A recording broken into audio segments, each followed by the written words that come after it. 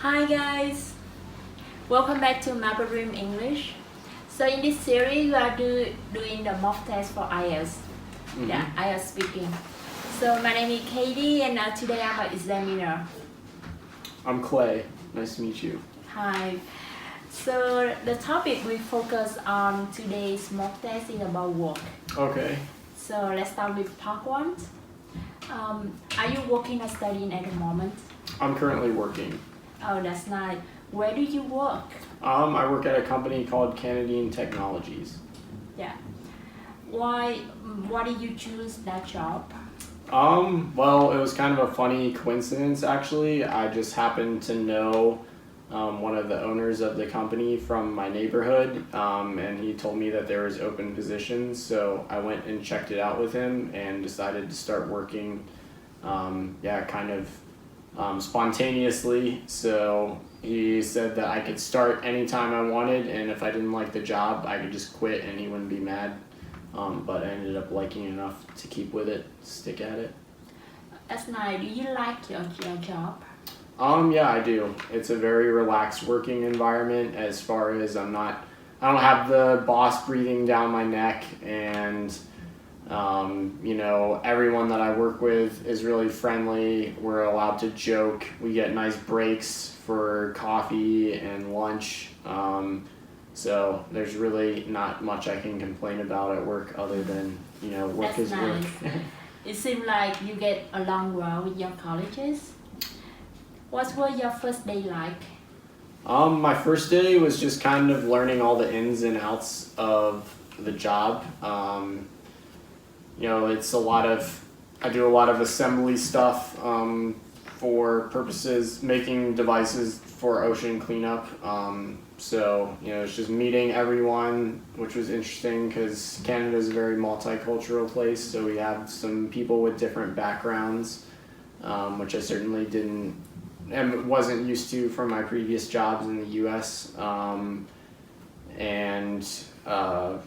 was just kind of getting familiar with some of the day-to-day tasks, the ins and outs, so to speak, of the job, and just meeting people. Yeah, really good. Do you plan to continue with your job in the future? For at least the time being. It's not a permanent position, I don't think, because I want to get back more into engineering work, as opposed to just being more of sort of a technician, I guess you could say, that I am now. So while I like what I'm doing and I think the company is really good, my heart kind of lies in engineering, and so I want to get back to that. Okay, so we just finished part one with short answer questions. Now we move to part two. It's like individual long term. So I will give you a topic card, and you have 1 minute to prepare for the topic. Great. And then we will start speaking in 2 minutes. All right. So don't worry if I cut you off at the end. It's just simply the time is up. Okay. Okay. Oh, I need a pen. So, in your topic, describe a major decision you have taken in your life. You should say what the decision was, what other choices were available to you, why you make the decision you did, and explain if you think the decision was a good one. Okay. So I will time 1 minute.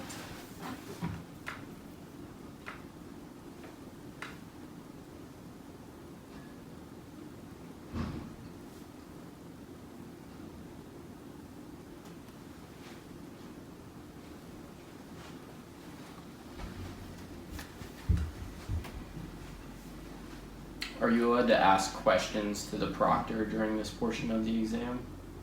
Like during the 1 minute, or it has to be silent? It has to be silent. Okay.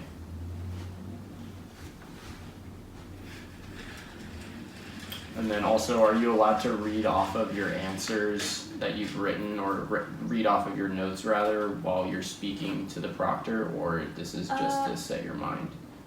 Sure, you can refer to your notes. Okay. Great.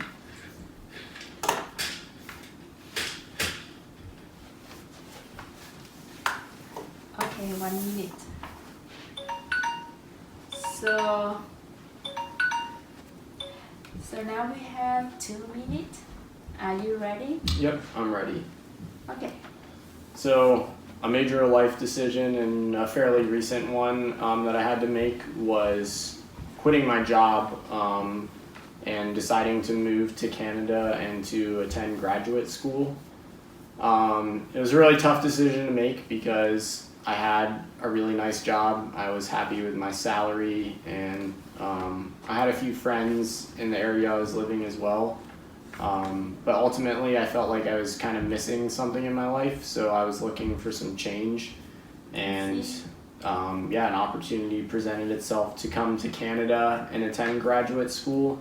I also had an opportunity to study in my state I was currently living in Virginia at another university, which would have been a lot cheaper, and I don't know if it probably would have been equally difficult as academically as coming to Canada, but I would have also had to have gone to school for 2 years rather than 1.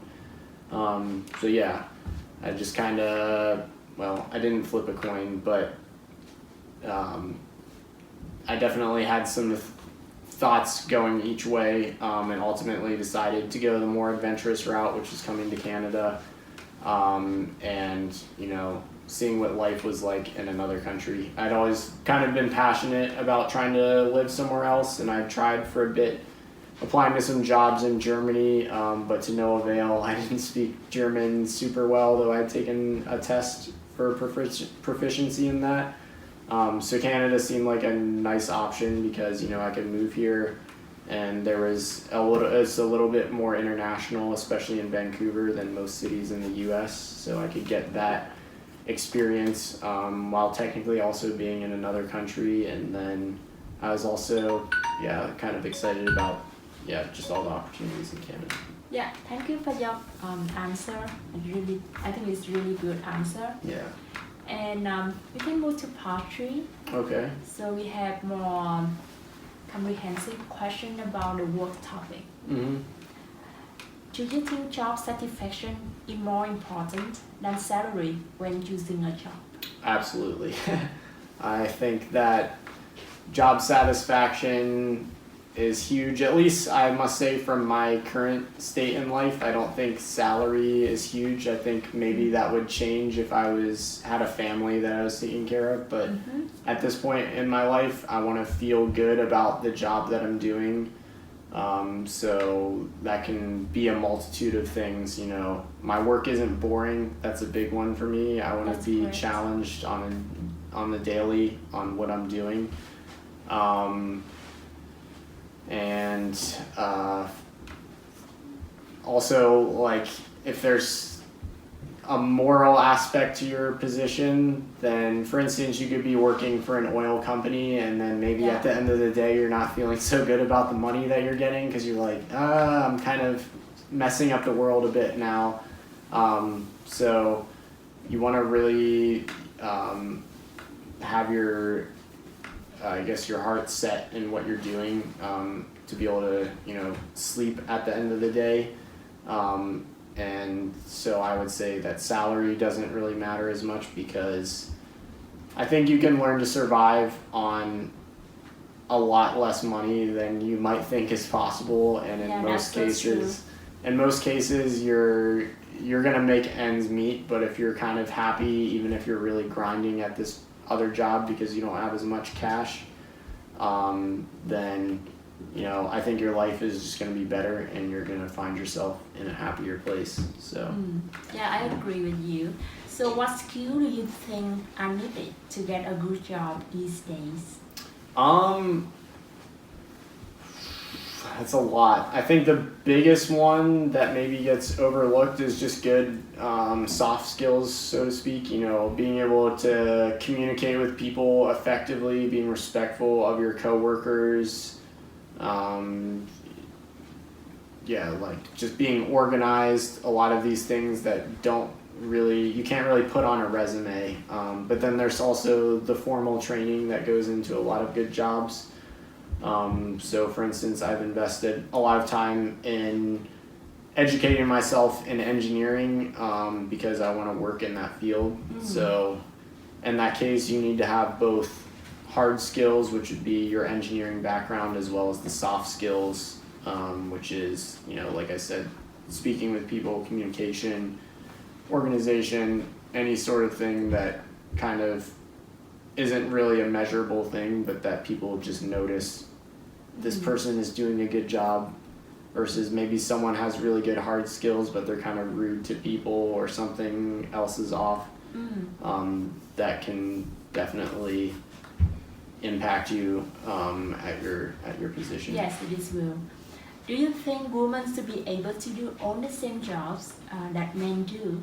For the most part, I would say so, yeah. I think there's some physical limitations that might need to be considered, and I don't think that strictly applies to just your gender, but also your age and your genetics as well. Like, some people are just smaller, some people are bigger, and so there's some jobs that just require physicality, but I think that there are some jobs that men are better at, which might just be just requiring physical strength. And then I've heard that women have much better hand dexterity, so can actually be better at jobs like pilots or something where you have to be very quick with your hands because they're just more dexterous. So I think there's a little bit, but I think the more important is just drive. And I think really if someone's really driven to do a job, then their gender is not going to be the most important determining factor on whether they can successfully execute that task. But yeah, you can't just ignore what you were given with. So for instance, if I wanted to be a professional basketball player, I think that's ridiculous because I'm not very tall, and I think that can have similar limitations. I guess I'm getting off topic now. No worry. Yeah. So how has technology changed the way we work? It's affected a lot. Man, I'm trying to think of idioms and I just can't use them. But one huge thing at work now is like emailing people, and that I feel like is just become a huge factor in how we communicate. Cell phones too, and texting. So the communication aspect also, computers have sped up a lot of processes and even replaced people in some capacity in certain positions. So it's impacted work hugely. I think for the most part, for the better. I think, with the use of technology, we're able to make most tasks easier for humans, and there's some argument that, machines are replacing humans, but I think that's not a fully legitimate argument, because to have all of this technology, people need to understand it and people need to be able to fix it. So it's not really getting rid of jobs in my mind so much as moving jobs to different roles. If you replace someone at a factory with a robot, maybe you got rid of that factory job, but now you also need another job for someone who understands how to fix a robot. And so it's just forcing people to have more skills than they did previously, which can be really tough. But yeah, I don't think it's had a negative impact. I think technology's been pretty good for the most part for humanity. Yeah, all right. So what is the difference between white collar and blue collar jobs? I talk about this a lot with my roommate. So a blue collar job is just any sort of physical labor, more labor intensive job. An example would be maybe at a shipyard, you would have a welder. You're doing a lot of physical work, putting metal together, welding it up, fitting it, and then at the other end you have an engineer or maybe a business guy who's sitting at a desk. That's where the white collar comes in. They're not doing very stereotypically as much labor intensive stuff as like mental execution of tasks, and Yeah. so that's kind of the big divide between the two. One is, I would say, more physicality, and the other is more just straight thinking. But I think a lot of the blue collar positions also require more mental input, or that's not exactly the right word. More focus than what some people might realize or give them credit for. For example, welding, the example that I touched on previously, someone may look at welding and think that's really stupid, that's not very difficult, but it takes a lot of time to train your hands to move properly and to make good welds. And so that in itself is something that's required a lot of focus, a lot of mental effort to get good at that task. And just because, it's not crunching numbers or typing stuff doesn't mean that it's not like, I think there's a bit of clash between the two, and some people might be tempted to say that blue collar jobs don't require intelligence or something, and that white collar people are lazy, but I don't think either of those two necessarily describe the situation well. I think you provided very clear differentiation between the two. Now it comes to the more tricky question. Okay. What jobs do you think are most valuable to society? Yeah, that is a tricky one. I think it would be easier to describe what jobs aren't valuable to society than what jobs are, because I think the vast majority of jobs are valuable to society, but there's things, I guess, like, man, I don't want to insult people, so I don't want to